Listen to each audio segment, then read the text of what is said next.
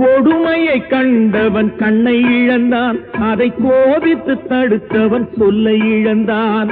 கொடுமையை கண்டவன் கண்ணை இழந்தான், அதை கோபித்து தடுத்தவன் சொல்லை இழந்தான். இரக்கத்தை நினைத்தவன் பொன்னை இழந்தான். இரக்கத்தை நினைத்தவன் பொன்னை இழந்தான். இங்கு எல்லோர்க்கும் நல்லவன் தன்னை இழந்தான். எல்லோர்க்கும் நல்லவன் தன்னை இழந்தான். கடவுள் ஏன் கல்லானா? மனம் கல்லாய் போன மனிதர்களாலே